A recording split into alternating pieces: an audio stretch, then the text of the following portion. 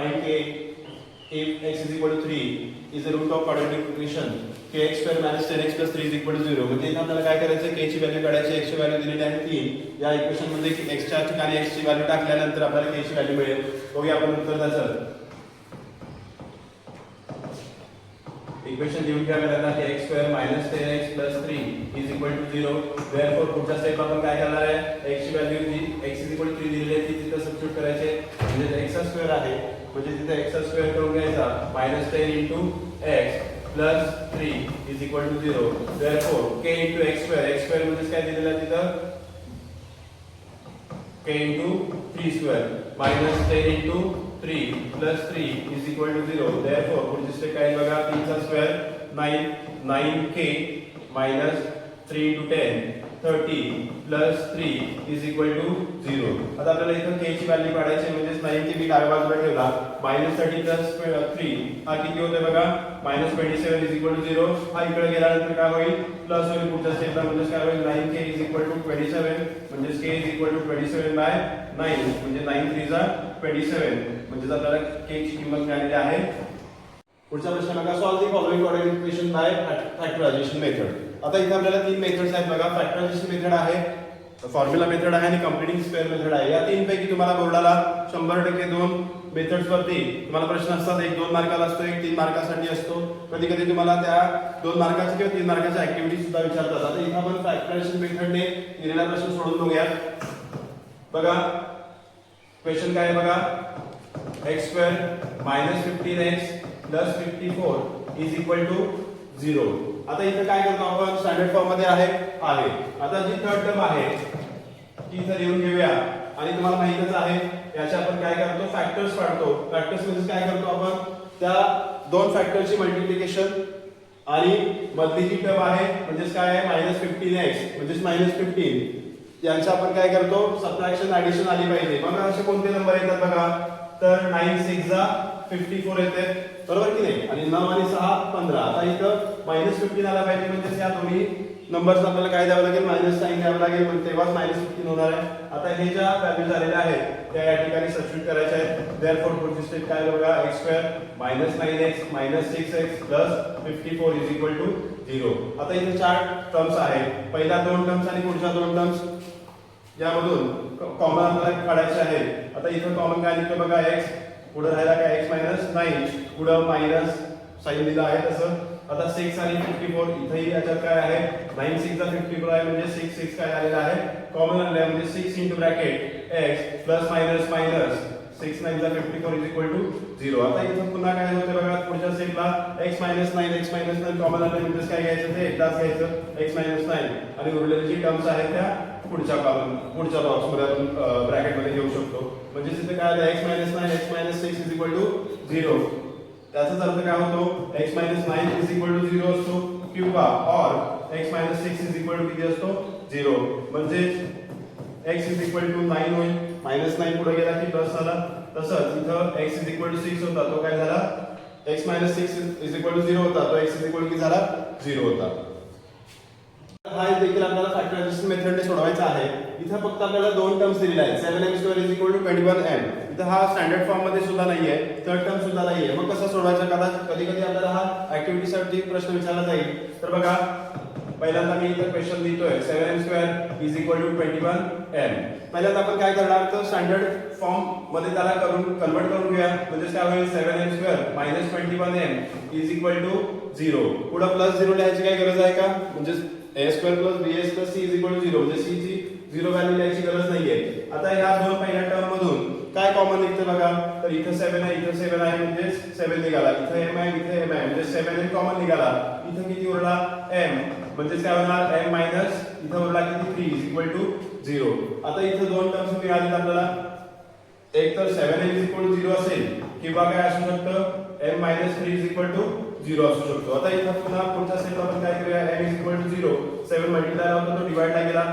त्यानंतर पुढे m is equal to इथे काय झालं -3 इकडे आल्यानंतर काय झाला प्लस झाला म्हणजे m इज इक्वल टू 3 आला. म्हणजे इथं m इज इक्वल टू 0 ला कोणत्याही संख्येने डिवाइड केल्यानंतर त्याची व्हॅल्यू किती येईल 0 असेल तर म्हणजे m इज इक्वल टू 0 और m इज इक्वल टू 3 हे त्याचे काय झाले सोल्युशन्स झाले. Roots find the value of discriminant 2y square minus 5y is equal to 10 is equal to 0 आहे. डिस्क्रिमिनंट म्हणजे आपण काय करतो तर b स्क्वेअर मायनस 4ac म्हणजे डेल्टा याची किंमत काढत असतो. आता इथे या इक्वेशनला आपल्याला काय करावं लागेल, x square plus bx plus c is equal to 0 याच्याशी कंपेअर करावं लागेल. त्याच्यातून आपल्याला a is equal to b is equal to आणि c इज इक्वल टू म्हणजे abc च्या व्हॅल्यूज माहित पाहिजेत. आता इथे a ची व्हॅल्यू किती आलेली आहे 2, इथं काय आहे -5 आणि इथं c ची व्हॅल्यू किती आहे 10. आता डिस्क्रिमिनंट म्हणजे आपण काय म्हणतो तर b स्क्वेअर मायनस 4ac म्हणजे आपण काय म्हणतो डेल्टा सुद्धा म्हणतो. तर त्याची व्हॅल्यू काढायची आहे. तर b म्हणजे काय होणार -5 square minus 4 into ac, a ची व्हॅल्यू किती आहे 2 आहे इंटू c ची व्हॅल्यू किती आहे 10. आता इथे काय करूया -5 चा स्क्वेअर किती झाला, किती होणार -5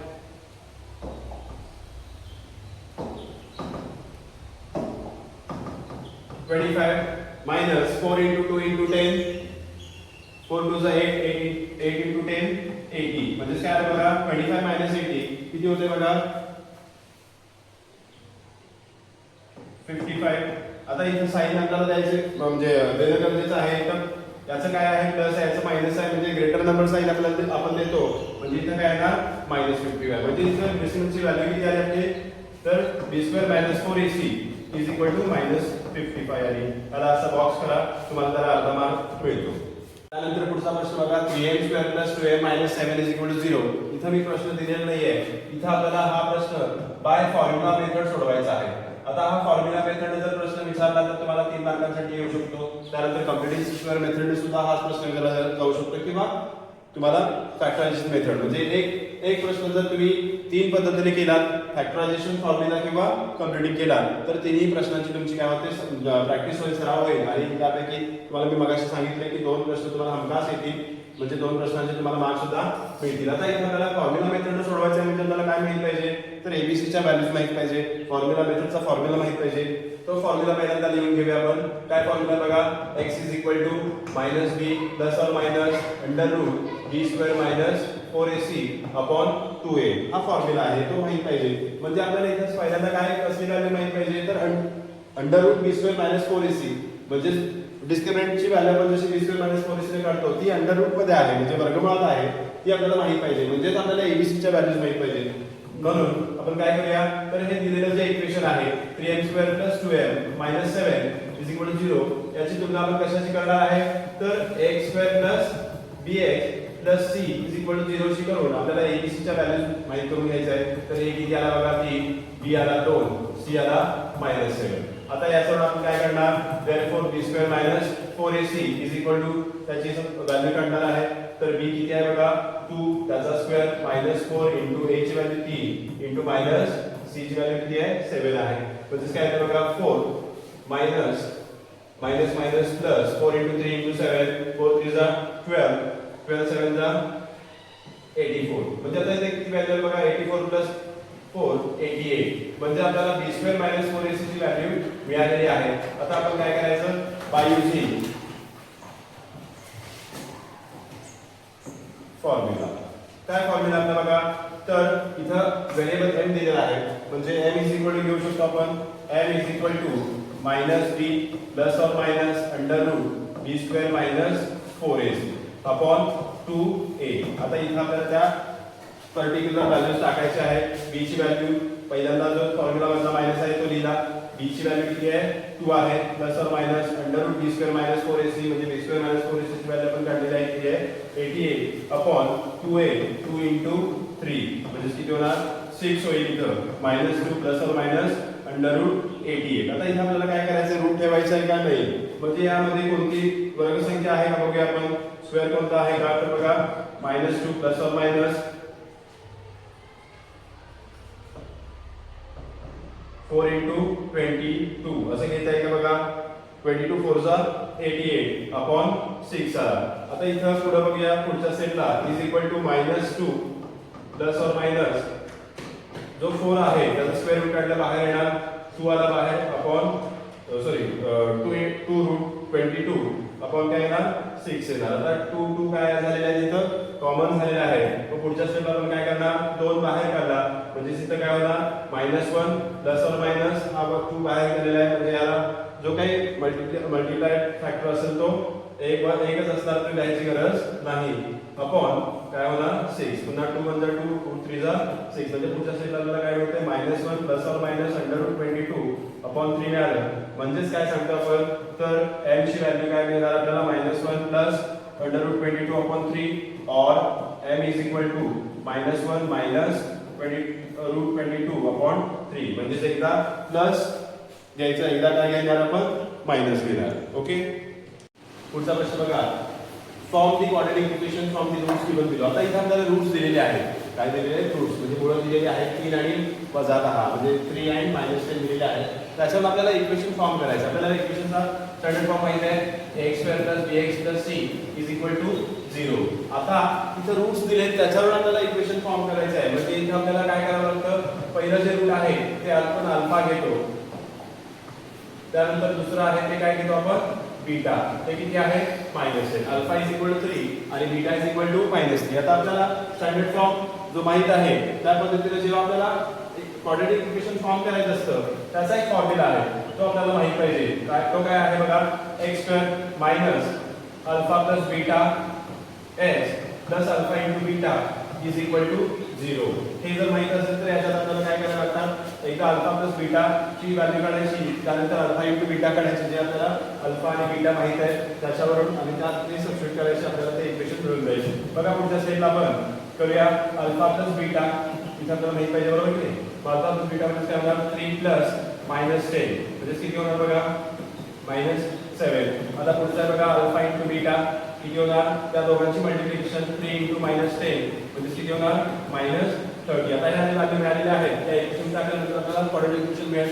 म्हणजे काय होईल बघा x² - अल्फा + बीटा किती होता -7x प्लस अल्फा * बीटा किती आहे -30 किती होता -30 = 0. म्हणजे आता हा मायनस मायनस काय होणार प्लस झाला x² + 7x प्लस मायनस पुन्हा काय झाला -30 = 0. आपल्याला हे इक्वेशन मिळालेलं आहे. बघा पुढचा प्रश्न alpha beta roots of y² - 2y - 7 = 0 then find अल्फा² + बीटा². अजून एक पुढचा प्रश्न आहे पुढच्या आपल्या पेजवर आहे तो कोणता आहे अल्फा क्यूब + बीटा क्यूब. आता या दोन्ही जे काही व्हॅल्यूज काढायचे आहेत त्याचे एक्सपान्शन्स माहित पाहिजे तर आपल्याला व्हॅल्यूज काढता येतील. आता इथं अल्फा आणि बीटा हे दोन रूट्स आहेत असं सांगितलेलं आहे. त्याच्यावर आपल्याला काय करायचं आहे तर अल्फा² + बीटा² आणि अल्फा क्यूब + बीटा क्यूब यांच्या व्हॅल्यूज काढायच्या. पहिल्यांदा आपण अल्फा² + बीटा² ची व्हॅल्यू काढूया. आता इथं आपल्याला काय दिलेलं आहे अल्फा आणि बीटा हे त्याचे रूट्स आहेत. आपल्याला दिलेले इक्वेशन पहिल्यांदा लिहून घ्या y² - 2y - 7 = 0. आता याचे आपण काय करणार आहे तर कंपॅरिझन करतो. कोणाशी कंपॅरिझन करतो तर अल्फा + बीटा = आपल्याला हे फॉर्म्युला माहित पाहिजे आणि अल्फा * बीटा अल्फा + बीटा काय असतो -b/a आणि अल्फा * बीटा c/a. म्हणजे आता इथं काय माहित पाहिजे abc. मग याची तुलना केली आपण स्टँडर्ड फॉर्मशी म्हणजे a ची व्हॅल्यू किती आली 1 b ची किती आली बघा -2 आणि c ची किती आली -7. आता या जे फॉर्म्युला आहेत अल्फा + बीटा आणि अल्फा * बीटा याच्यात त्या व्हॅल्यूज टाकायच्या आहेत -b/a मायनसचा फॉर्म्युला होता तो आणि b ला जो आहे मायनस तो म्हणजे मायनस मायनस प्लस होईल तो नंतर लिहूया आपण आणि 1 म्हणजे किती आला 2/1 म्हणजे 2 आला. आता इथे अल्फा + बीटा बरोबर 2 मिळालेली आहे. आता अल्फा * बीटा काय आहे c/a. मग c ची व्हॅल्यू किती आहे -7 a ची व्हॅल्यू 1 म्हणजे -7. आता इथे दोन्ही व्हॅल्यू मिळालेल्या आहेत. आता इथे आपल्याला व्हॅल्यू कसली काढायची अल्फा ² + बीटा². आता याचं एक्सपान्शन काय आहे बघा तर alpha + beta whole square -2 alpha beta. आता इथे आपल्याला मिळालेल्या व्हॅल्यू आहेत त्या आपण सबस्टिट्यूट केल्यानंतर इथे त्याची व्हॅल्यू मिळू शकते. अल्फा + बीटा होल स्क्वेअर म्हणजे काय तर 2 चा वर्ग म्हणजे 2² -2 * अल्फा * बीटाची व्हॅल्यू काढली आपण -7 म्हणजे 2 चा स्क्वेअर 4 मायनस मायनस प्लस 2 * 4 2 * 7 40 म्हणजे किती आलं बघा 80. म्हणजे आपल्याला इथे व्हॅल्यू मिळालेली आहे अल्फा + बीटा² = 80. आपल्याला एक्सपान्शन माहित पाहिजे अल्फा क्यूब + बीटा क्यूब काय असतो alpha + beta whole cube -3 alpha beta alpha + beta. हे जर माहित असेल तर आपण याची व्हॅल्यू काढू शकतो. आता इथे आपल्याला अल्फा + बीटाची व्हॅल्यू आपण मगाशीच काढलेली आहे किती होती 2 होती म्हणजे काय होणार 2 क्यूब -3 * अल्फा बीटा किती काढलेला आपण -7 अल्फा + बीटाची व्हॅल्यू पुन्हा 2 आली म्हणजे 2 चा क्यूब किती झाला 2 raised to 3 म्हणजे किती आला 8 आला.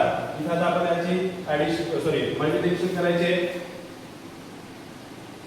3 7 जा 21 21 2 जा 42 मायनस मायनस काय झाला प्लस झाला. म्हणजे इथे बघा plus beta cube is equal to 50 म्हणजे इथे आपण alpha square plus beta square आणि alpha cube plus beta cube यांच्या व्हॅल्यूज काढलेल्या आहेत. पुढचा प्रश्न बघा तर roots of each of the following quadratic equations are real and equal then find the value of k. Equation दिलेलं आहे 3y² + ky + 12 is equal to 0. आता इथं त्याचे रूट्सचे जे हे आहे रिलेशन आहे ते कसं आहे रिअल आणि इक्वल आहे. म्हणजे काय असतं तर b² - 4ac असतो म्हणजे डिस्क्रिमिनंट त्याची व्हॅल्यू किती असते 0 असते. बरोबर. मग आता इथे आपल्याला abc च्या व्हॅल्यूज माहित आहे. तर a किती आहे 3 आहे, b किती आहे k आणि c किती आहे c आहे. विथ साइन घेतलं तरी ते तिन्ही काय आहे प्लस आहे. आता इथे आपण काय करूया तर लेफ्ट हँड साइड मध्ये b² - 4ac याच्यातल्याच व्हॅल्यू सबस्टिट्यूट करूया. म्हणून काय होणार बघा देयरफॉर b² म्हणजे काय होणार k² - 4 into a ची व्हॅल्यू 3 into c ची व्हॅल्यू 12. देयरफॉर काय होणार बघा इज इक्वल टू 0 आहे. मग k² as it is 4 into 3 into 12 is 12. 4 into 3 12 12 into 12 144 is equal to 0. Therefore k² is equal to काय होणार -144 इकडे आला की काय होईल प्लस झाला. म्हणजे दोन्ही बाजूला काय आहे बघा तर स्क्वेअर्स आहेत वर्ग संख्या आहेत. मग k कशाचा वर्ग आहे k वर्ग कशाचा आहे तर k चा आहे आणि 144 कशाचा आहे 12 चा. म्हणजे इथं जे रूट्स असतील ते कशा असतील k ची value k is equal to +or -12 दोन्ही असू शकतात. बघा पुढचा प्रश्न खूप महत्त्वाचा प्रश्न आहे बोर्डातला आलेला सुद्धा आहे. If 460 is divided by a rational number, quotient is 6 more than 5 times the divisor and remainder is 1. Find quotient and divisor. आता हा प्रश्न तुम्हाला 4 मार्कासाठी विचारला जाऊ शकतो किंवा हॉट क्वेश्चन म्हणून सुद्धा याच्यावर तुम्हाला इथं फक्त नंबर्स किंवा जे काही संख्या दिलेल्या आहेत त्या बदलून तुम्हाला देऊ शकतात. आता याचा आन्सर सोडवताना आपल्याला काय करायचं आहे तर डिव्हिजन क्वोशंट आणि रिमाइंडर या संबंधी एक फॉर्म्युला आहे त्याला तो लक्षात पाहिजे. तर काय आहे बघा dividend is equal to divisor into quotient plus remainder. हा फॉर्म्युला आपल्याला लक्षात असेल तर आपल्याला हे लिहिता येईल. तर बघा पहिल्यांदा आपल्याला काय सपोज करावं लागेल फाइंड द क्वोशंट अँड डिव्हिजर असं काढायला सांगितलेलं आहे. तर डिव्हिजर आपण त्याचा काय घेतला लेट तर डिव्हिजन b x. त्यानंतर डिव्हिडंड किती दिलेला आहे आपल्याला तो लिहून घ्या. डिव्हिडंड दिलेला आहे 460. आता पुढची टर्म काय सांगितली बघा quotient is more than 5 times the division. आता क्वोशंट काय होणार बघा क्वोशंट काय होणार तर 5 टाइम्स द डिव्हिजन म्हणजे 5x डिव्हिजन x मानलेला आहे आपण आणि plus 6 more than 5 times division म्हणजे काय झाला क्वोशंट 5x + 6 आणि रिमाइंडर आपला किती आहे रिमाइंडर 1. आता हे आपल्याला चारही मिळालेले आहे. त्या फॉर्म्युला मध्ये टाकल्यानंतर आपल्याला एक क्वाड्रॅटिक इक्वेशन फॉर्म करता येईल. त्यानंतर आपल्याला त्याच्या व्हॅल्यूज काढल्या x ची की आपल्याला त्याचं उत्तर मिळेल. बघूया फॉर्म्युला आहे इथं त्याच्यात मी डायरेक्ट व्हॅल्यूज पुट करतोय. डिव्हिडंड किती आहे 460 is equal to division x into quotient 5x plus 6 plus remainder किती आहे 1. म्हणजे काय करायचं बघा 460 is equal to x हा दोन्हीला काय करणार मल्टिप्लाय करणार म्हणजे 5x² plus 6x plus 1. आता इथे आपल्याला लिनिअर इक्वेशन फॉर्म करायचा आहे क्वाड्रॅटिक इक्वेशन फॉर्म करायचा आहे म्हणजे 5x² plus 6x plus 1 हा इकडचा मायनस होईल म्हणजे किती होणार -460. पुन्हा इथे काय होणार बघा इक्वेशन 5x² plus 6x -459. आता इथे आपल्याला इक्वेशन मिळालेलं आहे 5x² plus 6x -459. आता 459 into 5 यांची मल्टिप्लिकेशन करून आपल्याला जे फॅक्टर शोधावे लागतील. हे थोडंसं आपल्याला फॅक्टरायझेशन मध्ये थोडंसं अवघड वाटेल म्हणून आपण काय करूया इथं फॉर्म्युलाने करून बघूया म्हणजे आपल्याला उत्तर पटकन काढता येईल. By using formula method. आपल्याला तर फॉर्म्युला मेथड वापरताना एबीसी च्या व्हॅल्यूज माहित पाहिजे. त्या माहित आहे हा ए आहे हा बी आहे आणि हा काय आहे सी आणि तो बी साइन घ्यायचा आपल्याला मायनस आहे त्यामुळे म्हणजे इथं काय घेऊया आपण x is equal to -b plus or minus √b² - 4ac upon 2a. आता b स्क्वेअर मायनस 4ac ची मी वेगळी व्हॅल्यू न काढता डायरेक्ट इथंच काढणार आहे. मायनस b म्हणजे काय झाला -6 प्लस और minus under root b square म्हणजे 6 स्क्वेअर मायनस 4 इंटू ac. 4 किती आहे, सॉरी 4 इंटू a किती आहे 5 इंटू c किती आहे मायनस 459. त्यानंतर आता इथं काय होणार बघा, तर अपॉन 2a, a ची व्हॅल्यू किती आहे 5. मग नेक्स्ट स्टेप आपल्याला काय करता येईल, -6 प्लस और मायनस आता वर्गमूळात जी काही व्हॅल्यू आहे ती आपल्याला पहिल्यांदा काढून घेऊया. 6 स्क्वेअर 36 मायनस मायनस काय होईल तो प्लस होईल 4 इंटू 5 इंटू 459. आता याची व्हॅल्यू आपल्याला किती मिळते ती बघावी लागेल. तर ती व्हॅल्यू मिळते आपल्याला 9180 अपॉन 2a. आता इथे काय करता येईल बघा, ह्या दोघांची बेरीज करावी लागेल. -6 प्लस और मायनस यांची बेरीज किती येते बघा 6 1 बरोबर आहे का बघा 9216 अपॉन 2a. 2a ची व्हॅल्यू आपण काढलेली आहे ती किती आहे बघा, तर 2 इंटू 5 म्हणजे किती 10 आलेली आहे.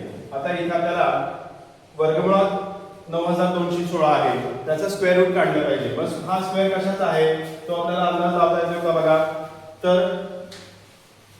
बघा तुम्हाला काय सांगता येते का त्याच्यावर नंतर बघा इथं आपल्याला याचा वर्गमूळ काढता येते अपॉन 10. आता इथे आपल्याला कॉमन घेता येईल. आता वर्गमूळ त्याचं काय आहे ते पहिल्यांदा आपल्याला माहित पाहिजे. तर 9216 हा कशाचा वर्ग आहे. आता तुम्हाला माहित आहे 100चा वर्ग किती येतो बघा 4 झिरो झाल्या. किती झाल्या 100चा वर्ग किती आला 4 झिरो झाल्या. मग त्याच्या जवळपासची संख्या आहे 6 आहे.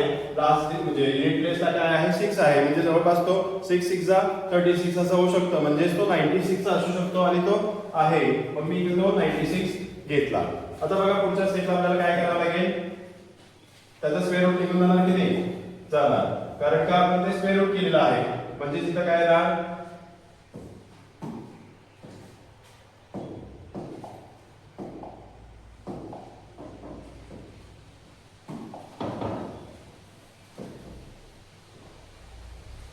96. ओके. त्यानंतर इथं काय होतं बघा -6 प्लस 96 अपॉन 10 और -6 मायनस 96 अपॉन 10. आता इथे त्या व्हॅल्यूज निघाल्यानंतर आपल्याला काय करता येईल x ची व्हॅल्यू मिळेल. त्यानंतर क्वोशंट आणि डिव्हिजन लिहिता येईल. -6 प्लस 96 म्हणजे किती होते बघा 90 अपॉन 10 म्हणजे किती आला 9 आणि -6 मायनस 96 म्हणजे किती आला -102 अपॉन 10 म्हणजे किती होते बघा -10.2. आता इथे आपल्याला हे जे आलेलं सोल्युशन आहे ते योग्य आहे का बघा इथे आपल्यासाठी तर नाहीये. म्हणजे काय सांगायचं आपण x is not equal to -10.2 म्हणजे x इज इक्वल टू आपण काय घ्यायचं आहे 9. आता x काढला म्हणजे आपण काय काढलेलं आहे इथं डिव्हिजन काढलेलं आहे. किती आहे 9 काढलेलं आहे. इथे आपल्याला हे उत्तर मिळालेलं आहे. आता क्वेश्चन काढायचं आहे. क्वेश्चन काय आहे तो बघा, तर क्वेश्चन इज इक्वल टू काय होता बघा इथं question is equal to 5x plus 6 होता म्हणजे 5 इंटू 9 प्लस 6 9 5 45 प्लस 6 म्हणजे किती आला 51. आपल्याला x ची व्हॅल्यू म्हणजे डिव्हिजन सुद्धा मिळालेला आहे आणि क्वेश्चन 51 मिळालेला आहे. बघा find m if into bracket n minus 12 bracket complete x square plus 2 into bracket n minus 12 bracket complete x plus 2 is equal to 0 has real and equal roots. तर आपल्याला काय करायचे m ची व्हॅल्यू काढायची. आता इथे त्यांनी सांगितले रिअल आणि इक्वल रूट्स आहेत म्हणजे आपल्याला डिस्क्रिमिनंटची व्हॅल्यू किती असते 0 असते हे माहित पाहिजे. आता याच्यातले हे जे इक्वेशन दिलेलं आहे ते पहिल्यांदा लिहून घेऊया. बघा इक्वेशन काय आहे m-12 x square plus 2 into bracket m-12 x plus 2 is equal to 0. आता इथे आपल्याला abc च्या व्हॅल्यूज माहित पाहिजे. कंपेअरिंग दिस इक्वेशन कोणाशी करायचे comparison x square plus bx plus bx plus c is equal to 0. म्हणजे a ची व्हॅल्यू मिळाली त्याला किती मिळाली m-12. b किती मिळाला बघा 2 into bracket m-12 हा पूर्ण b आहे. त्यानंतर c किती आहे 2. आता इथे पहिल्यांदा आपण काय सांगणार की b² - 4ac ची व्हॅल्यू काढायची आणि ती आपल्याला काय दाखवायची 0 दाखवायची. का तर त्याचे रिअल रूट्स कसे आहेत रिअल आणि इक्वल आहेत. म्हणजे b² - 4ac is equal to value काढूया. मग बी स्क्वेअर म्हणजे काय होणार 2 into bracket m minus 12 bracket complete आणि त्याला पूर्णचाच काय आहे तो स्क्वेअर आहे बरोबर मायनस 4 इंटू a म्हणजे काय आहे m मायनस 12 इंटू c काय आहे 2 आहे आता इथं 2 चा वर्ग केला जाईल 4 इंटू ब्रॅकेट m मायनस 12 त्याचा इथं काय होईल वर्ग होईल मायनस पुढच्या स्टेपला बघा म्हणजे पुढे बघा 4 into 2a into m minus 12 बरोबर त्यानंतर 4 इंटू ब्रॅकेट आता m मायनस 12 होल स्क्वेअर म्हणजे a minus b whole square तो आपल्याला सॉल्व करायचा आहे म्हणजे काय होईल बघा m square minus 24m plus 144 minus 8 into m minus 12 म्हणजे काय होणार बघा इथं या 8 ने दोन्ही टर्म्स ना काय करूया आपण मल्टिप्लाय करूया 8m मायनस मायनस मायनस काय होईल पुन्हा प्लस होईल 12 8 चा 96 आता पुढे हा जो 4 आहे तो इथं काय करणार त्या तिन्ही टर्म्सना मल्टिप्लाय करणार इथं मुलं काय करतात थोडीशी गल्लत करतात आणि ते सम पुढे चुकत जातं त्यामुळे इथं लक्ष ठेवा की इथं पहिल्यांदा 2 चा स्क्वेअर घ्यायचा आहे आणि इथं नंतर त्याचा काय करायचं आपण एक्सपान्शन दाखवायचं आहे आणि पुन्हा त्या एक्सपान्शनला ह्या 4 ने म्हणजे जर 2 चा स्क्वेअर होता का केलेला तरी मल्टिप्लाय करायचं म्हणजे इथं काय होईल बघा 4m square minus 24m into 4 आहे म्हणजे काय होणार 24 4 जा 96m प्लस 144 इंटू 4 किती होते बघा 576 मायनस 8m प्लस 96 बरोबर आता लाईक टर्म्स जे काय ऍडिशन आणि सबट्रॅक्शन असेल ते करून घेऊया 4m स्क्वेअर ची लाईक टर्म नाहीये 4m स्क्वेअर घेतला मायनस 96m मायनस 8m म्हणजे किती होणार मायनस मायनस प्लस करणार बरोबर की नाही म्हणजे मायनस 104m होतोय आणि प्लस 576 आणि प्लस 96 यांचे आपल्याला ऍडिशन करावे लागेल 6 6 12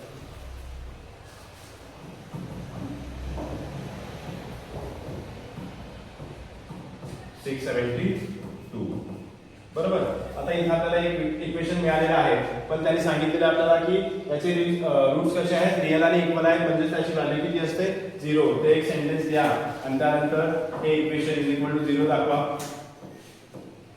प्लस 672 इज इक्वल टू 0 आता हे दाखवलेलं आहे आता इथे आपल्याला काय मिळते बघा तर या पूर्ण इक्वेशन मध्ये 4 इथे आपल्याला काय दिसतोय कॉमन काढता येईल म्हणजे थ्रू आउट इक्वेशन आपल्याला काय करायला लागेल 4 ने डिवाइड करायला लागेल काय मिळते इक्वेशन बघा m स्क्वेअर मायनस 4 ने डिवाइड केले त्याला 672 ला जर आपण 4 ने डिवाइड केलं की आपल्याला किती मिळते 168 इज इक्वल टू 0 आता इथे आपल्याला फॅक्टरायझेशन मेथडने आपल्याला याचे फॅक्टर्स काढता येतील 168 प्लस 168 आहे त्याच्या आपल्याला दोन फॅक्टर्स पाहिजे त्यांची सबट्रॅक्शन काय असू शकते -26 मग आपल्याला कोणते फॅक्टर्स मिळतात तर बघा 12 आणि 14 आपल्याला किती घेता येते 26 होतं त्यांची मल्टिप्लिकेशन बघा 12 14 चा 168 होतं आता इथे साइन्स आपल्याला महत्त्वाचे आहेत मायनस मायनस मल्टिप्लिकेशन मध्ये प्लस होईल आणि मायनस मायनस 26 मायनस मायनस आपल्याला काय करता येईल प्लस 26 घेता येईल पण त्याचं साइन काय होईल मायनस होईल म्हणजे जिथं आपल्याला त्याचे काय मिळालेले आहेत फॅक्टर्स मिळालेले आहेत ते आपण तिथं सबस्टिट्यूट करूया m square minus 12m minus 14m plus 168 is equal to 0 पहिल्या दोन टर्म्स मधून आपल्याला कॉमन काढायचं आहे तर काय आहे बघा m into bracket m minus 12 दुसऱ्या टर्म मधून मला काय करायचं आहे कॉमन काढला 14 बाहेर काढला तर काय आहे बघा m minus 12 is equal to 0 पुन्हा m मायनस 12 काय आलेला आता इथं कॉमन आलेला आहे म्हणजे तो एकदा घेऊया आणि पुढच्या उरलेल्या टर्म्स आपण एका कॉलम मध्ये बॉक्स मध्ये देऊ सॉरी कॉलम मध्ये देऊ शकतो म्हणजे m minus 14 is equal to 0 that is म्हणजे therefore m minus 12 is equal to 0 और m minus 14 is equal to 0 म्हणजे m इज इक्वल टू काय होणार प्लस 12 और m इज इक्वल टू किती होणार 14 होणार आता m ची व्हॅल्यू आपल्याला m ची व्हॅल्यू मिळालेली आहे पण इथे आता कोणती व्हॅल्यू बाहेर धरली जाईल बघा तर ही आपण m ची व्हॅल्यू 12 ही घेऊ शकत नाही का तर समजा बघा इथं a ची व्हॅल्यू काय दिलेली आहे आपल्याला a is equal to m minus 12 म्हणजे काय होणार 12 मायनस 12 म्हणजे काय होईल 0 मग a जर 0 असेल तर हे क्वाड्रॅटिक इक्वेशन होईल का नाही होणार म्हणजे ही आपल्याला a is not equal to काय घ्यायचं आहे आपल्याला sorry m is not equal to 12 घ्यायचं आहे म्हणजे ती व्हॅल्यू किती आली m इज इक्वल टू 14